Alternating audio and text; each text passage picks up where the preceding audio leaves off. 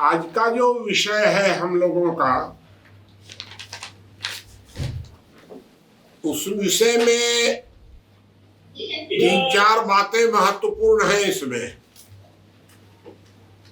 एक तो है कि दुनिया में कितने प्रकार की व्यवस्थाएं हैं, ये एक विषय होगा। कितने तरह की व्यवस्थाएं हैं और उन व्यवस्थाओं में हम कहाँ हैं। हम माने भारत या हमारी भारतीय संस्कृति या हम लोग इसमें कहाँ पर हैं, ये हम लोग को एक बात समझनी पड़ेगी। दूसरी बात यह है कि जो भारत में जो व्यवस्था है वर्तमान समय में, वह कितनी विश्वसनीय है, उसकी क्षमता क्या है और नीयत क्या है। ये नीयत और क्षमता, इन दोनों का भी आकलन करना पड़ेगा। व्यवस्था से भारत में जो व्यवस्थाएं हैं उन सबको मिला करके हम आकलन करेंगे, और उसमें आकलन क्या करेंगे, उनकी नीयत क्या है और उनकी कैपेसिटी क्या है। तीसरा एक बिल्कुल भिन्न विषय है इसी में आज, और वो है कि स्वदेशी हमारे लिए वर्तमान जो मान्यताएं हैं उसमें स्वदेशी क्या, उसका अर्थ क्या होना चाहिए, वर्तमान में क्या हो रहा है, ये एक तीसरा विषय है। और चौथा विषय यह है कि अगर देश में कोई आंदोलन हो तो उस आंदोलन का स्वरूप क्या होना चाहिए। ये चार कुल मिलाकर के हमारे पास मुख्य विषय है। इसी के अंतर्गत और विषय शामिल होते रहेंगे, लेकिन प्रमुख विषय तो मैंने आपको बता दिए कि ये चार हमारे पास है। अब मैं पहले विषय पर चर्चा करूं कि दुनिया में कितनी प्रकार की व्यवस्थाएं हैं। तो हम लोग देखते हैं कि चार प्रकार की व्यवस्थाएं हैं दुनिया में। एक व्यवस्था में व्यक्ति महत्वपूर्ण होता है, मतलब व्यक्ति के फंडामेंटल राइट भी होते हैं और उसे बहुत ज्यादा महत्वपूर्ण माना जाता है। धर्म, राज्य और समाज, इन सबको सेकेंडरी माना जाता है, दूसरे स्तर का माना जाता है। तो वहां तो व्यक्ति के फंडामेंटल राइट, स्वतंत्रता, वही सबसे ज्यादा महत्वपूर्ण है। ऐसे देश लोकतांत्रिक कहे जाते हैं, पश्चिम के देश, वहां व्यक्ति की स्वतंत्रता सबसे ज्यादा महत्व रखती है। दूसरे देश है इस्लामिक देश, पूरी दुनिया में वहां संगठन को सबसे ज्यादा महत्व दिया गया है। व्यक्ति को फंडामेंटल राइट, स्वतंत्रता बिल्कुल प्राप्त नहीं है इस्लाम में।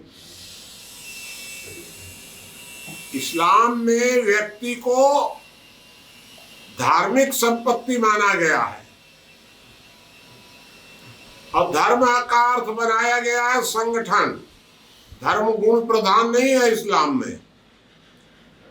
तो धर्म का अर्थ हो गया संगठन, माने संप्रदाय। तो इस्लाम में जो कुछ भी है सब कुछ संगठन है। वहां व्यक्ति का महत्व नहीं है, राज्य का भी महत्व नहीं है, समाज तो है ही नहीं इस्लाम में एकदम। ये दूसरे प्रकार की मैंने आपको दुनिया में व्यवस्था बता दी। और तीसरे प्रकार की इस्लामिक देश आप जानते ही हैं, उसमें क्या गिनवाना है, सब तो आपके है, ये है, इधर पाकिस्तान है, इधर बांग्लादेश है, इधर अफगानिस्तान है, सब तो घिरे हुए हैं आप चारों तरफ से। ये हो गए इस्लामिक देश। और दुनिया में सब आप जानते हैं, इसमें कुछ नहीं है। आप तो इस्लाम से आप घर तक वाकिफ होंगे, आपके घर के आसपास भी मिल जाएंगे मुसलमान लोग। तीसरे प्रकार के जो दुनिया में व्यवस्था है,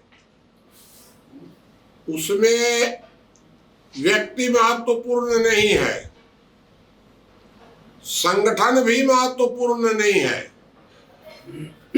राज्य सबसे ऊपर है। वहां राज्य की तानाशाही मिलेगी आपको। तो सबसे ऊपर कौन हुआ? राज्य। वहां धर्म, मतलब जहां राज्य सबसे ऊपर है वहां इस्लाम को भी स्वतंत्रता नहीं है, संगठन को। तो भाई वहां तो राज्य ही सब कुछ है, व्यक्ति को मौलिक अधिकार नहीं है, कोई स्वतंत्रता नहीं है व्यक्ति की, समाज तो है ही नहीं,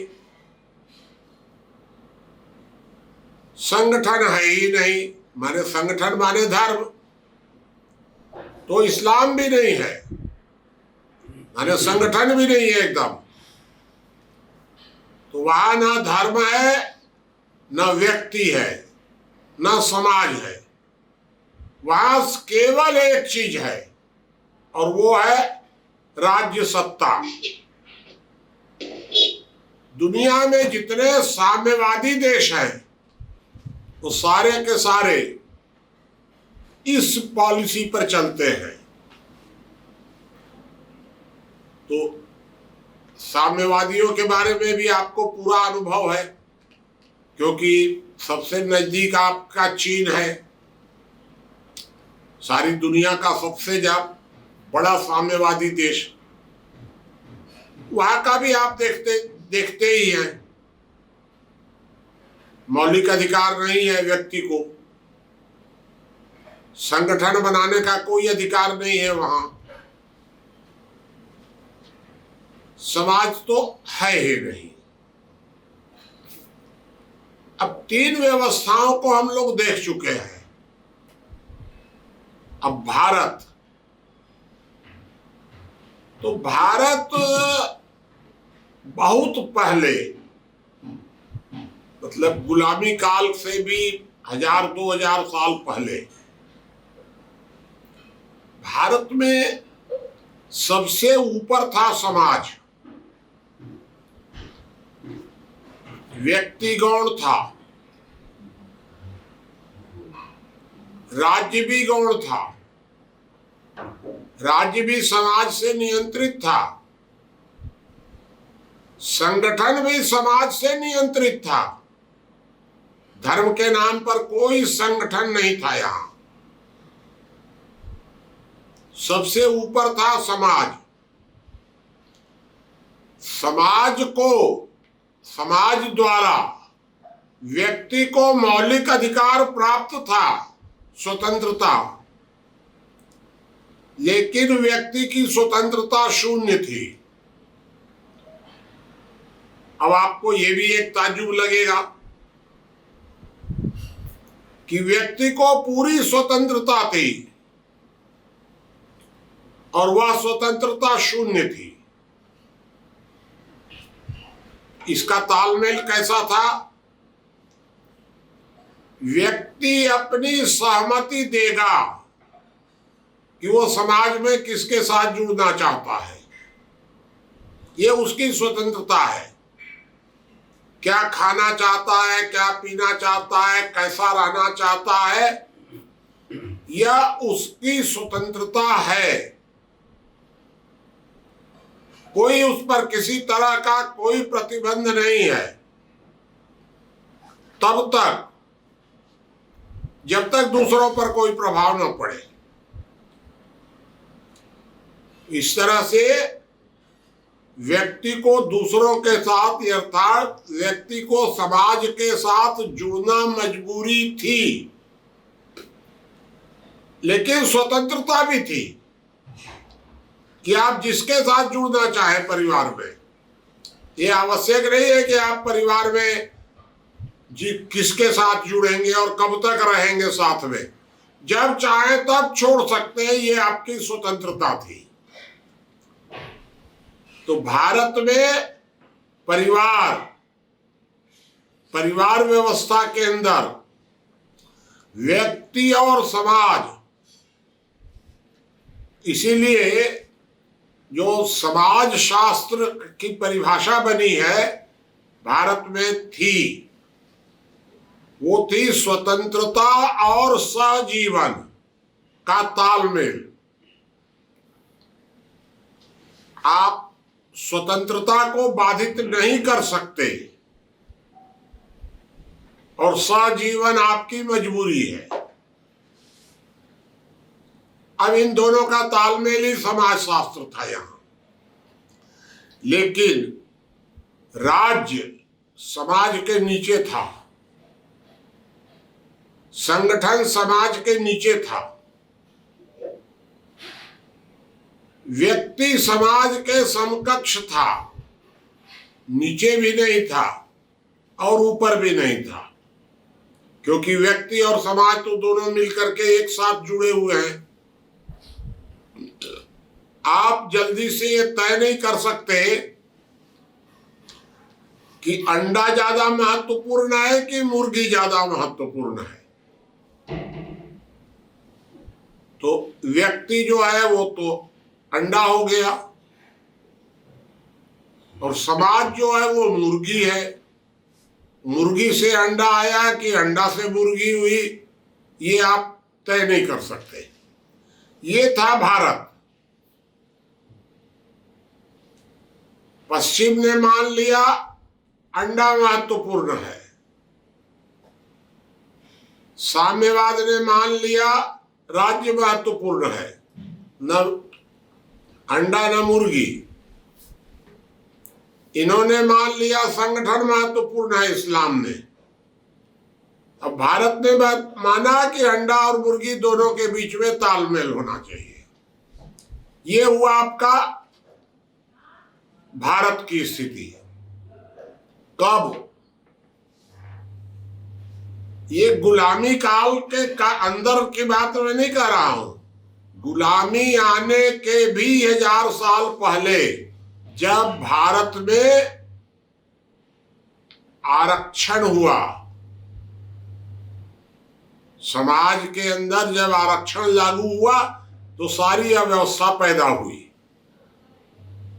और आप जानते ही हैं फिर उसके बाद भारत गुलाम हुआ। गुलामी में क्या क्या हुआ वो सब आप जान रहे हैं।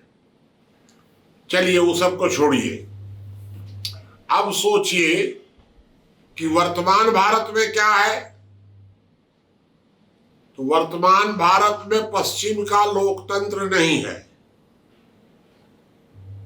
इस्लाम का संगठनवाद भी नहीं है, भारत में चीन का साम्यवाद भी नहीं है, और व्यक्ति और समाज के बीच में तालमेल तो है ही नहीं है क्या? तो भारत में क्या है वो मैं आपको बता देता हूं। समाजशास्त्र तो है ही नहीं, एकदम जीरो, कोई मतलब ही नहीं है उससे। तो भारत में है पश्चिम, इस्लाम और साम्यवाद, तीनों का खिचड़ी सब उसी में डाल दी। अब ये तीनों की जो खिचड़ी है और तीनों की जो खिचड़ी है ये विपरीत है एकदम। दोनों सब में तालमेल तो है नहीं, ऐसी खिचड़ी है कि तीनों एक दूसरे के विपरीत हैं। इसलिए भारत में पूरी अव्यवस्था है। ये मैंने आपको एक विषय समझाया कि भारत में हमारा जो मूल स्वभाव रहा है, चरित्र रहा है, कार्य प्रणाली रही है, समाज और व्यक्ति के बीच में तालमेल या समाज सर्वोच्च, उसको आप कह सकते हैं। व्यक्ति सर्वोच्च नहीं, संगठन सर्वोच्च नहीं, राज्य सर्वोच्च नहीं, समाज सर्वोच्च, ये हमारी प्राचीन प्रणाली रही है। और वर्तमान में कुछ भी सर्वोच्च नहीं, अराजकता। तो भारत में अराजकता का माहौल बना हुआ है, अभी तक बना हुआ है। ऐसा नहीं है कि ये केवल पिछली सरकार के समय में ही था, आज भी लगभग करीब करीब वही स्थिति है। कोई विशेष अंतर तो आया नहीं है इसमें। ये मैंने आपको एक विषय समझा दिया। अब हम दूसरे विषय पर आते हैं। दूसरा विषय यह है कि भारत में जो लोग व्यवस्था से जुड़े हुए हैं, दो प्रकार के तो लोग हैं। एक को हम लोग मानते हैं मोटिवेटर, एक है मोटिवेटेड। तो जो मोटिवेशन में लगे हुए लोग हैं, उनकी नीयत कितनी सही है और कितनी गलत है। वो लोग भारत की व्यवस्था को ठीक नहीं करना चाह रहे हैं या ठीक नहीं करना चाहते हैं या कर नहीं पा रहे हैं। नियत ठीक है, कर नहीं पा रहे हैं, एक समस्या हो सकती है। और दूसरी ये हो सकती है कि उनकी करने की नियत ही नहीं है। तीसरी यह भी स्थिति आ सकती है कि भाई उनको समझ में नहीं आ रहा है कि क्या किया जाए। कुछ भी हो सकता है, लेकिन इसका हम लोग आकलन करें कि भारत में जो मोटिवेटर हैं, उन लोगों की क्या स्थिति है। भाई मोटिवेटर कौन कौन है? राजनीति से जुड़े हुए लोग, ये हमारे मोटिवेटर हैं। धर्म से जुड़े हुए लोग, वो भी हमको कुछ न कुछ मोटिवेट कर रहे हैं। सामाजिक संस्थाएं, वो भी इस कार्य में लगी हुई है, वो भी हमारा मार्गदर्शन कर रही है। और इस तरह से कई ग्रुप हैं जो हमारे, जिनको हम मोटिवेटर कह सकते हैं। इनका थोड़ा सा आप एक आकलन करिए। तो मैं एक शब्द आपको अभी बता देता हूं कि भारत में एक भी ऐसा मोटिवेटर नहीं है, एक भी ग्रुप या व्यक्ति। मैंने आपको क्या शब्द मत कहा? एक भी समूह या व्यक्ति अभी ऐसा अपवाद छोड़ दीजिए, कोई कह देगा कि फलाना आदमी, एक आध आदमी का नाम ले देगा, वो एक अलग बात है। अन्यथा करीब 99% कह दीजिए, झगड़ा खत्म। तो 99% जो मोटिवेटर हैं, वो सब के सब बिकाऊ हैं। बहुत बड़ा आरोप है ये। किसी समाज के अंतर्गत 99% लोग बिकाऊ हो, बड़ी भारी समस्या है। अब थोड़ा सा आप आकलन करिए इनका कि भाई ये आरोप कैसे लगा रहे हैं हम। भारत में आपको जो भी लोग अभी मिलेंगे, चाहे वो समाज शास्त्र से जुड़े हुए हो या धर्म शास्त्र से जुड़े हुए हो, बाल विवाह, वेश्यावृत्ति, बाल श्रम, आबादी की वृद्धि, पर्यावरण प्रदूषण, बढ़ता हुआ नशा, ऐसी अनेक बातें समाज में ये लोग इनको समस्या के रूप में प्रचारित करते हैं। एक मैंने आपको 4-5 बताई हैं, ये 10-20 भी हो सकती है। नशा बड़ी भारी समस्या, बहुत बड़ी। लेकिन सबसे बड़ी बात यह है कि इन लोगों में से जो ये बहुत ज्यादा प्रचारित करते हैं इन समस्याओं को, पर्यावरण प्रदूषण, मानव अधिकार, ये सब जो प्रचारित करते हैं, बाल श्रम, बताइए, बाल श्रम, महिला सशक्तिकरण, ये जो लोग ये प्रचारित करते हैं, अधिकांश लोगों को पश्चिम से धन मिलता है। लोकतांत्रिक जो देश है पश्चिम के, ये सब इनको पैसा देते हैं गुप्त रूप से, और ये पैसा लेकर के भारत में बाल श्रम और फलाना ठिकाना और महिला उत्पीड़न और ये जितना ये पर्यावरण जितना हल्ला करते हैं, नशा जितना हल्ला करते हैं, ये सब पश्चिम से धन लेते हैं गुप्त रूप से और भारत में इन सब का प्रचार करते हैं, दबाव बनाते हैं सरकारों के ऊपर। ये व्यक्तियों का हृदय परिवर्तन कभी नहीं करते हैं। व्यक्ति शराब पीना बंद करे, शराब पीना अच्छी बात नहीं है, इसका प्रचार नहीं करेंगे ये कभी कि शराब पीना अच्छी बात नहीं है। शराब को इतना बड़े ऐसी समस्या के रूप में प्रचारित कर देंगे उसको, क्योंकि इनको ऊपर से धन मिलता है।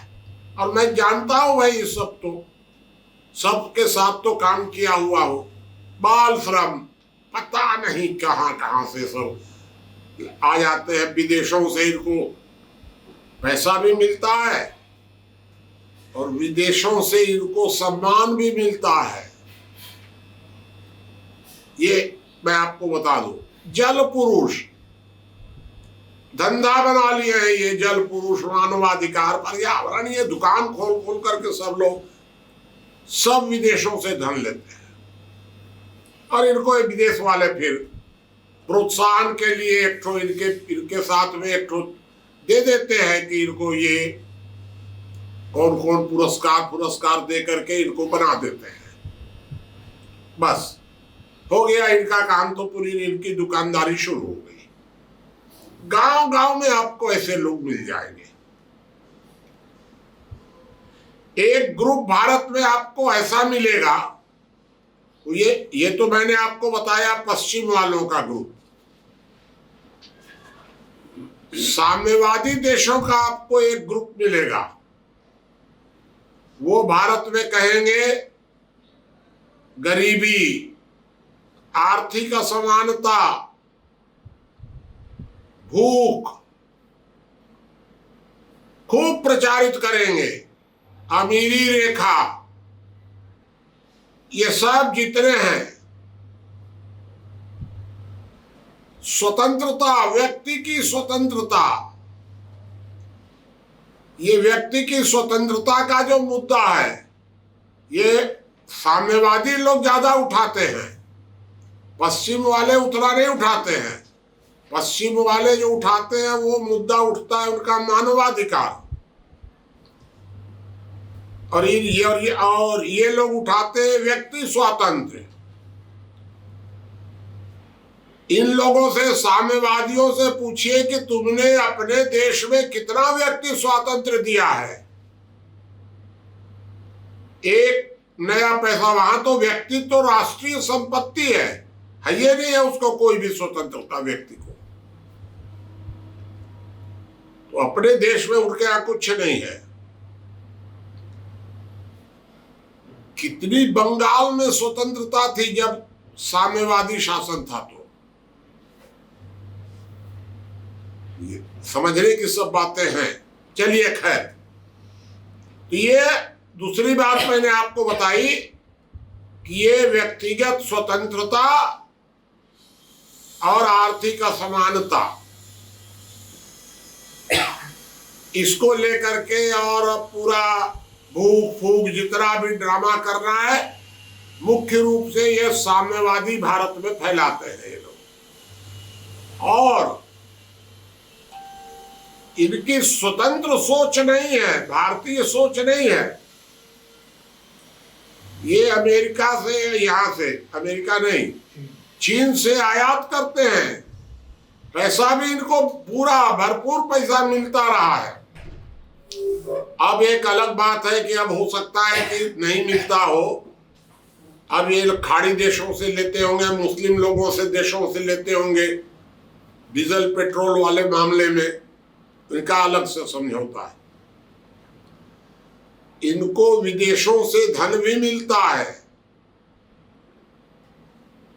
ये भारत में दूसरा ग्रुप है। एक का तीसरा ग्रुप है भारत में। तो तीसरा ग्रुप है विदेशों से धन लेता है और भारत में दो काम करता है: धर्म परिवर्तन एक, और अल्पसंख्यक के लिए दिन भर हल्ला करना, बस कोई काम नहीं है। मैं आपको बता दूं अभी तक कि हमारे देश के अंदर, मैं फेसबुक पर लिखता हूं, हमारे देश के अंदर बड़ी संख्या में लोग फेसबुक पर प्रश्नोत्तर भी करते हैं। आज तक हमको एक भी मुसलमान नहीं मिला जो किसी अन्य विषय पर कुछ भी लिखे, एक भी। जब कुछ लिखेगा तो वो अपना, मैंने केवल सांप्रदायिकता पर ही या तो कटाक्ष करेगा। भाई मेरे, मैं तो दिन भर में 10 पोस्ट करता हूं, करीब करीब 10 नहीं तो 5 तो करता ही हूं, मान लीजिए प्रतिदिन 5 पोस्ट करता हूं। और 5 में से एक पोस्ट हो सकता है इस्लाम पर हो जाए, वो भी रोज नहीं, कभी कभी। कभी इस्लाम पर हो जाता है, कभी साम्यवाद पर हो जाता है, कभी महिलाओं पर हो जाता है, कभी अर्थव्यवस्था पर हो जाता है, कभी पर्यावरण पर, और पता नहीं मेरे, क्योंकि हमारे पास में करीब करीब मैंने 50 तो ऐसे प्रमुख विषय हैं, कुल मिलाकर के तो 400 हैं। तो इन 50 विषयों पर कभी न कभी चर्चा करनी पड़ती है। तो केवल मुसलमान वाला मुद्दा उठेगा तब ये मियाँ जी बोलना शुरू करेंगे, और नहीं तो एक शब्द नहीं बोलेंगे। तो इसलिए मैं आपको कह रहा हूं कि ये सब इनका यही एक ही काम है, केवल अल्पसंख्यकों के लिए आवाज उठाओ। और ये सब लोग विदेशों से धन लेते हैं। सबका तो पोल तो खुल ही गया है, करीब करीब दिख ही रहा है सब। इस तरह ये लोग सब भारत में जो हैं, ये जितने भी मोटिवेटर हैं, सब विदेशों से धन लेते हैं। सब, और समाज में को मोटिवेट करते हैं, मार्ग दिखाते हैं। अब सरकार क्या करती है भारत की? तो सरकार पश्चिम देशों से भी धन लेगी, तो अमेरिका, ब्रिटेन वगैरह से भारत के लोग भी, माने नेता लोग विदेशों से घूस भी लेते हैं, घूस भी लेते हैं, और देश के लिए पैसा भी लेते हैं। तो ये विदेशों से धन लेते हैं, और विदेशों से धन लेकर के बड़ी मात्रा में और बाल श्रम का कानून बना देंगे, महिला उत्पीड़न का कानून बना देंगे, पर्यावरण के लिए बड़े भारी चिंतित हो जाएंगे। ये सब खूब बहुत विदेशों से धन लेते हैं, तो विदेशों से धन लेते हैं तो विदेशों की बात माननी पड़ती है। तो क्या होता है, गांजा अगर किसी ने रख लिया तो उसको नारकोटिक्स एक्ट में जेल में डाल दो लंबे समय के लिए, तो गांजा वाले को जेल में डाल दो। क्यों भाई? क्योंकि अमेरिका ने कहा है, ब्रिटेन ने कहा है कि गांजा बड़ा भारी अपराध है। अब बंदूक पिस्तौल छोटा अपराध है, बंदूक पिस्तौल वाले को लोअर कोर्ट से जमानत दे दो। क्यों ऐसी बात? जानते हैं साहब कि गलत है ये, लेकिन विदेशी धन पर है लोग। तो चीन से विदेशी धन लेकर के भारत सरकार, चीन से विदेशी धन लेकर ये लोग यहां पर, ये कभी गरीबी रेखा, कभी आर्थिक, सरकार, मैं संस्थाओं की बात नहीं कर रहा हूं, तो ये चाइना रूस से भी मदद लेते हैं, अमेरिका से भी मदद लेते हैं,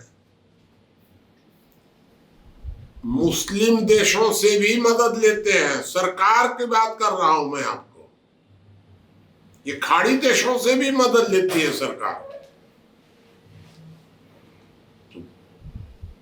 अल्पसंख्यक तुष्टीकरण शुरू हो गया, कैसे करे? नाराज हो जाएंगे, पैसा नहीं देंगे वो लोग।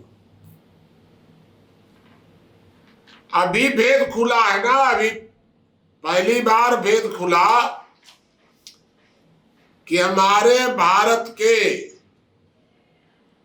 तत्कालीन नेता राहुल गांधी, सोनिया गांधी छिप करके चाइना से पैसा ले लिए, गुप्त पैसा। सरकार तो लेती ही है, खैर अलग बात है कि सरकार तो रूस चीन से सब चलता ही रहता है सरकार का, लेकिन देश के नेता, प्रधानमंत्री, भाई राहुल गांधी, सोनिया गांधी प्रधानमंत्री से ऊपर थे उस समय, नीचे नहीं थे प्रधानमंत्री से। ऐसी ऐसी हस्तियां चीन से गुप्त रूप से पैसा ले लेते हैं। मुस्लिम देशों से भेद खुला था उस समय के जो मिनिस्टर थे वो खाड़ी के देशों से गुप्त रूप से घूस लिए। सरकारें तो लेती ही हैं हमेशा, अभी भी, आज भी हमारी सरकारें सऊदी अरब के दबी हुई है एकदम, बोल नहीं, स्वतंत्रता से बोल नहीं सकते हैं, क्योंकि उन लोगों से सबसे मदद लेते हैं ये लोग। तो ये विचित्र स्थिति है कि हमारी भारत की सरकारें विदेशों से इस प्रकार धन लेकर विदेशी दुष्प्रचार को स्वीकार कर लेती है। अब इनकी मजबूरी है बाल श्रम पर कानून बनाना। डट करके वहां ये बोल नहीं सकते हैं संयुक्त राष्ट्र में। ये संयुक्त राष्ट्र संघ में आवाज मान ले भाई, संयुक्त राष्ट्र संघ का प्रस्ताव है, हमने मान लिया, आवाज तो उठाइए वहां जाकर के कि भाई ये हेरोइन फेरोइन जो है और गांजा उंजा है, इससे ज्यादा तो नुकसानदेह बंदूक पिस्तौल है, आवाज उठाइए। उठा ही नहीं सकते हैं, मुंह तो बंद है। क्योंकि आपका जब मुंह खाली रहेगा तब ना आप कुछ बोलिएगा। मुंह में तो लड्डू डाल दिया है अमेरिका वालों ने, चाइना वालों ने, मुस्लिम देशों ने मुंह में लड्डू डाल दिया, मुंह बंद है आपका। तो वहां जो कह दे सो ठीक है। ये हमारी सरकारों का हाल है। तो हमारी जो संस्थाएं हैं, संस्थाओं का मैंने आपको बता दिया, और सरकारों का भी आपको मैंने बता दिया कि सब बिकाऊ है एकदम। खालिस्तान का आंदोलन कहां से आ रहा है? भारत के सिखों का नहीं है, सब विदेशों से है पूरा। ऐसा भारत का हाल है कि हमारा हर मार्गदर्शक बिकाऊ हो गया। बताइए, इतना हम बिक गए। हर मार्गदर्शक, धार्मिक हो, राजनीतिक हो, सामाजिक क्षेत्र में काम करने वाला हो, सब बिक गए। प्रश्न उठता है कि हम किस पर विश्वास करें? सरकार गुलाम शरीके विदेशों की,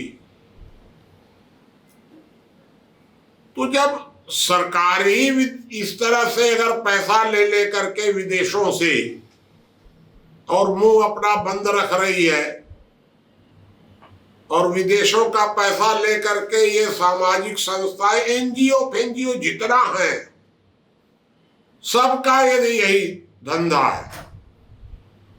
मैं इनकी आलोचना नहीं कर रहा हूं, क्योंकि भाई जो आप जानते हैं कि मैं इसके पहले आपको बोल चुका हूं 3-4 हफ्ते पहले कि अगर रेलवे स्टेशन पर खड़े हैं तो लोग धक्का दे के जा रहे हैं, तो आप जाए धक्का दे के जाए कि खड़े रहे, कि धक्का देने वाले से लड़ जाए, तीनों गलत है। क्योंकि अगर आप खड़े रह गए तो मूर्ख हैं, और धक्का दे के चले गए तो आप धूर्त हो गए, और अगर भिड़ गए तो आतंकवादी हो गए। तो उधर भी आपको उपाय नहीं है, क्योंकि धूर्त हो जाइएगा धक्का दे के आगे जाइएगा तो, और अगर धक्का देने वाले से मारपीट कर दीजिएगा तो आतंकवादी हो जाइएगा। अब तीन के अलावा कोई उपाय नहीं है, चौथा आप कर नहीं सकते हैं। तो मैं जो लोग धन ले रहे हैं उन व्यक्तियों की आलोचना नहीं कर रहा हूं, मैं आलोचना कर रहा हूं मोटिवेटेड्स की। मोटिवेटर जो है वो तो कर रहे हैं, मोटिवेटर इनके पीछे क्यों चल रहे हैं? तो आप कहिएगा मोटिवेटर क्या करे बेचारा, वो तो मूर्ख है। तो भाई मोटिवेटेड मूर्ख और मोटिवेटेड धूर्त पेशेवर, तो अब इसमें हम क्या करें, कैसे करें? आपके सामने आपको हम बताएंगे तो आप समझने को तैयार नहीं है, और मोटिवेटर को हम बताएंगे तो उसकी दुकानदारी चौपट हो जाएगी। कहेगा कि तब हम भी भूखे मर जाएं, जब सब लोग एक उस दिशा में जा रहे हैं तो हम भी जा रहे हैं। कब सुधरोगे?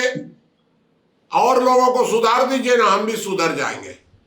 आप पहले दूसरों को और लोगों को सुधारिए। तो बताइए क्या करें। ये वस्तु स्थिति मैं आपको बता रहा हूं, इसलिए मैं आपको ये बता रहा हूं कि वर्तमान समय में जो समाज की बहुत ज्यादा आगे बढ़ करके बहुत समाज सेवा और फलाना ठिकाना में लगे हुए हैं, इनमें बड़ी संख्या ऐसे लोगों की है जो विदेशों से धन लेते हैं, उनके एजेंट हैं गुप्त रूप से। और इसलिए मैंने आपको कहा कि भारत का हर माल बिकाऊ है। तो धार्मिक क्षेत्र में काम करे, चाहे सामाजिक क्षेत्र में काम करे या राजनीतिक क्षेत्र में काम करे, करीब करीब हर माल आपका बिकाऊ है यहां पर। ये दूसरी बात मैंने आपको बता दी।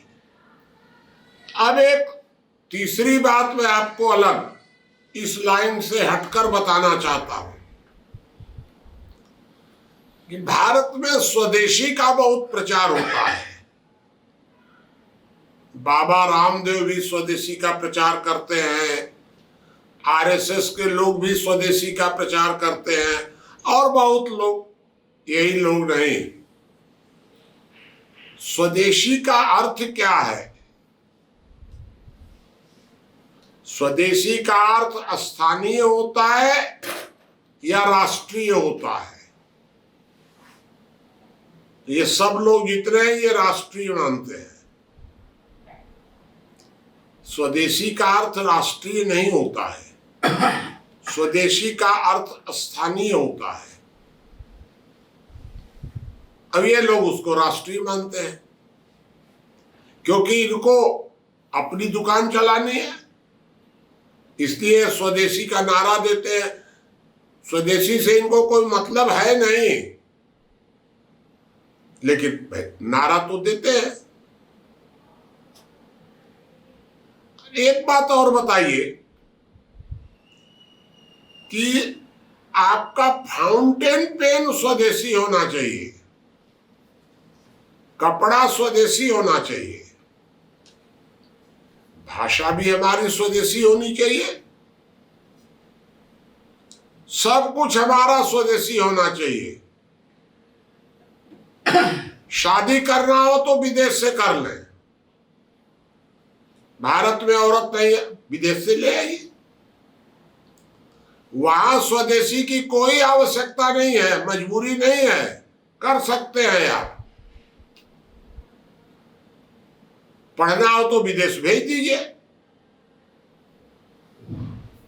शिक्षा के लिए विदेश, शादी करने के लिए विदेश, अस्पताल के लिए विदेश।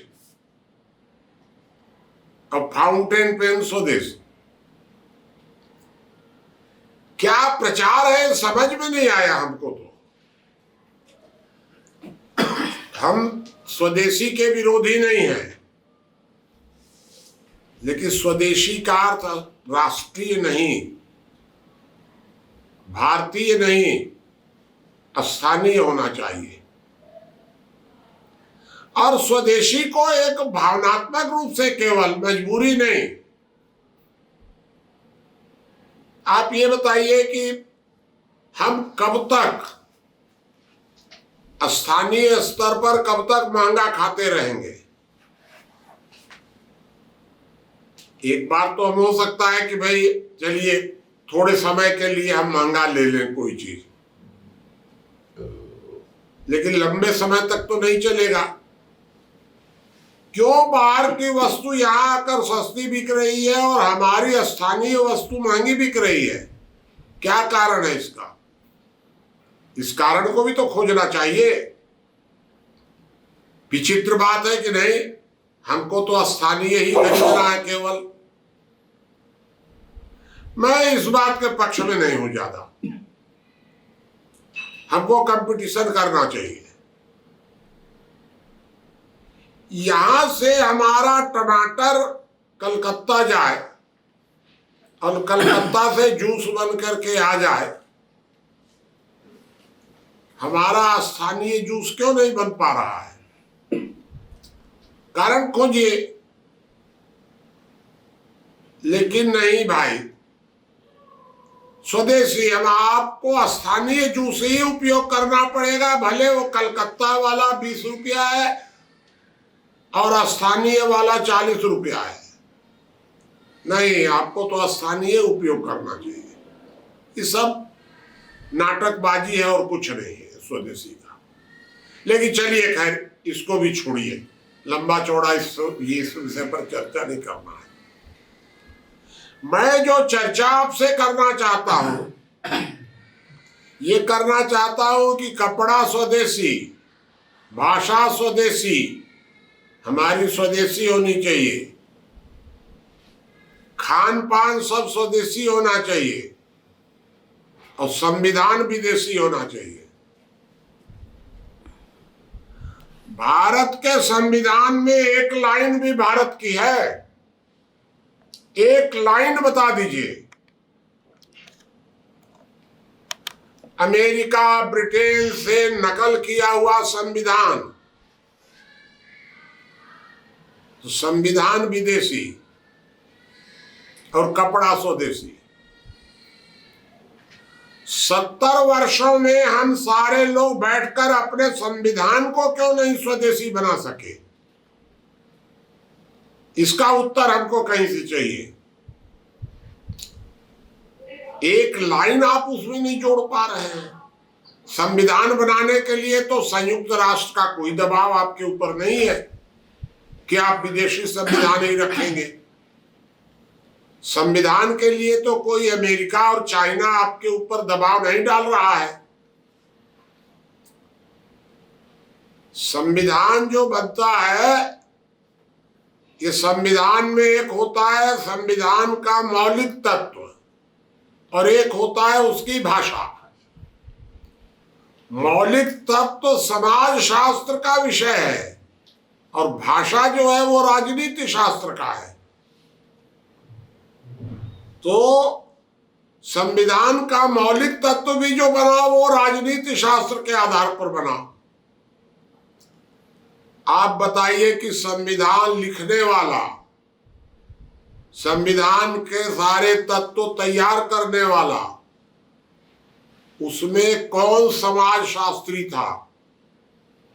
एक आठ नाम बताइएगा।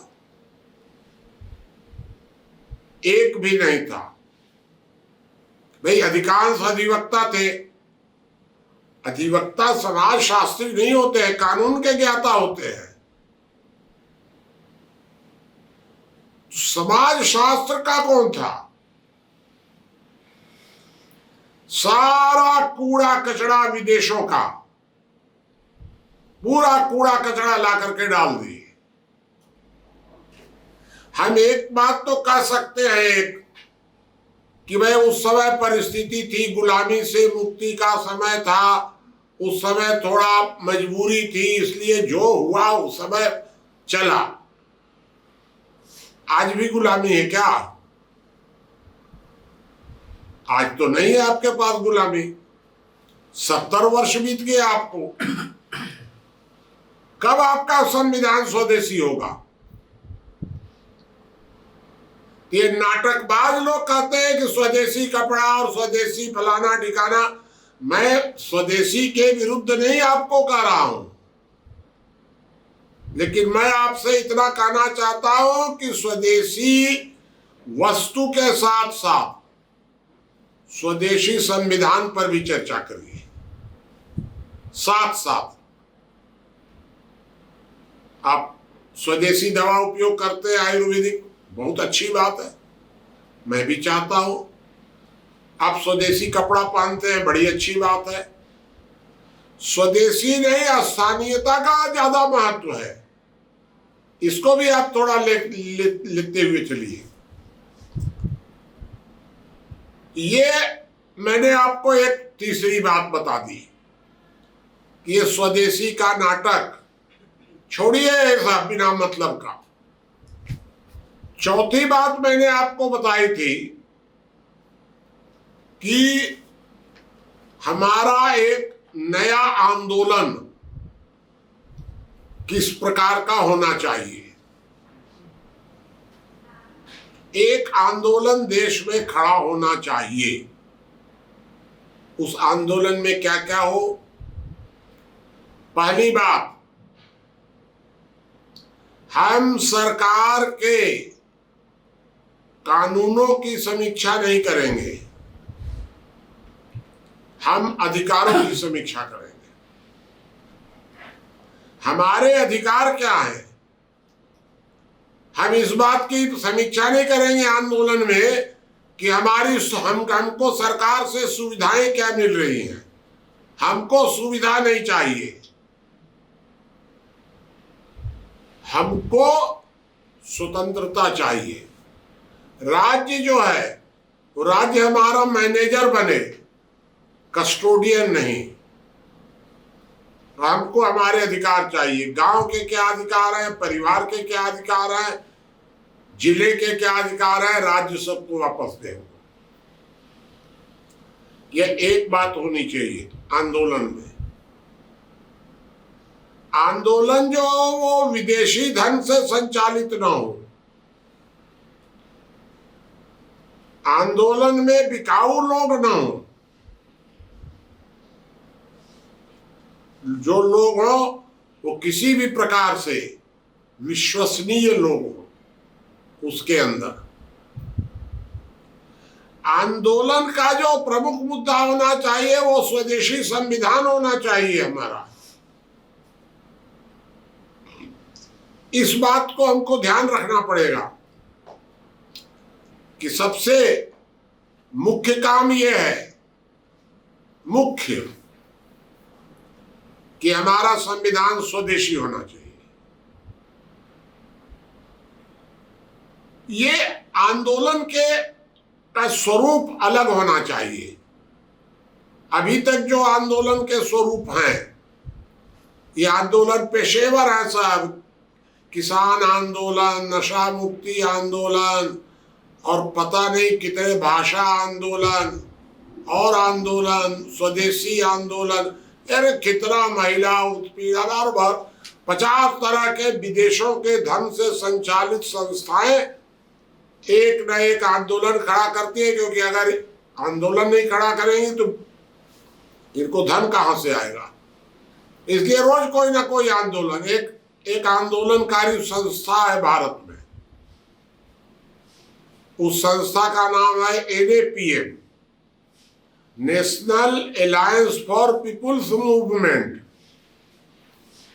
उनके लोग, कोई उनमें जो भी लोग रहते हैं, खेती नहीं करते हैं, व्यापार नहीं करते हैं, नेतागिरी नहीं करते हैं, कोई धंधा नहीं करते हैं। केवल एक धंधा करते हैं कि आंदोलन करते हैं। कोई भी आंदोलन होगा, ये सब के सब उसमें। ये NAPM कोई आंदोलन नहीं करता है, ये आपको बता दे। NAPM कोई आंदोलन नहीं करता है। NAPM से जो जुड़े हुए लोग हैं वो अलग अलग आंदोलन करते हैं, लेकिन हर आंदोलन में सारे NAPM वाले जुट जाएंगे। अगर मेधा पाटकर आंदोलन करेंगी तो राजगोपाल भी उसमें चले जाएंगे, उसमें जल पुरुष राजेंद्र सिंह भी आपको दिख जाएंगे, संदीप भाई भी उसमें दिख जाएंगे। और यही नहीं, और उसी में टिकैत फिकैत जितने ये सब NAPM वाले हैं सब इकट्ठा हो जाएंगे। मेधा पाटकर के आंदोलन में भी हो जाएंगे। राजगोपाल कोई आंदोलन करेंगे तो फिर सब इकट्ठा हो जाएंगे। अगर मियाँ लोग कोई आंदोलन कर दिए, जैसे अभी वो धरना दिए थे मुसलमान लोग 3 कानूनों के खिलाफ, पूरा NAPM पीछे आ गया। कोई आंदोलन होगा, कम्युनिस्टों का कोई आंदोलन होगा, सब NAPM पूरा हाजिर है उसमें। जो भी दक्षिणपंथियों के खिलाफ अगर कोई आंदोलन होगा तो NAPM उसमें हाजिर हो जाएगा। धंधा है यही पूरा का पूरा। ये मैं आपको बता दिया। तो जो आंदोलन होगा या हो, कैसे, कौन करेगा, कैसे करेगा, ये आप लोग सोचिए, ये मेरा विषय नहीं है। वो लेकिन देश में एक ऐसा स्वदेशी आंदोलन होना चाहिए जो स्वदेशी संविधान के लिए हो और वह अधिकारों के लिए लड़े। परिवार को क्या अधिकार, गांव को क्या अधिकार, अधिकारों के विकेंद्रीकरण की मांग करे, सुविधाओं के लिए वो आंदोलन नहीं होना चाहिए। तो इस तरह से मैंने आपको आज 4 अलग अलग मुद्दे आपको मैंने बता दिए।